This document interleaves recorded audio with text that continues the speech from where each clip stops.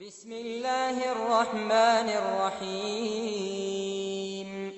ألف لام ميم. تلك آيات الكتاب الحكيم، هدى ورحمة للمحسنين الذين يقيمون الصلاة ويؤتون الزكاة وهم بالآخرة هم يوقنون. أولئك على هدى من ربهم وأولئك هم المفلحون.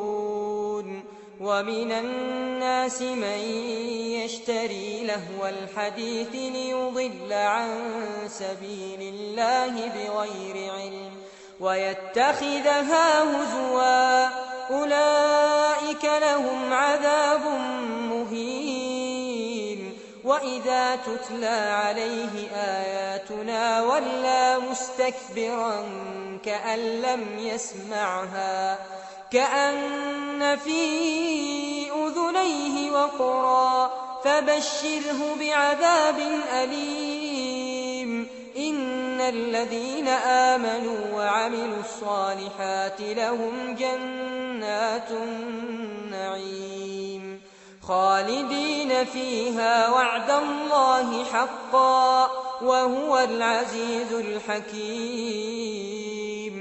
خلق السماوات بغير عمد ترونها وألقى في الأرض رواسي أن تميد بكم وبث فيها من كل دابة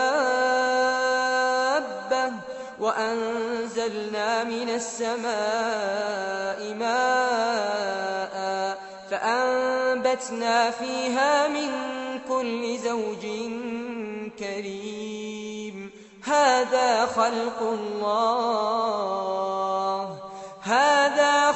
الله فأروني ماذا خلق الذين من دونه بل الظالمون في ضلال مبين.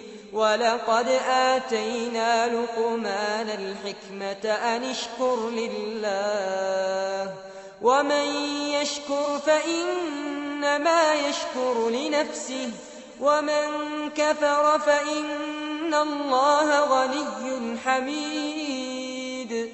وإذ قال لقمان لابنه وهو يعظه يا بني لا تشرك بالله إن الشرك لظلم عظيم. ووصينا الإنسان بوالديه حملته أمه وهنا على وهن وفصاله في عامين أن اشكر لي ولوالديك إلي المصير.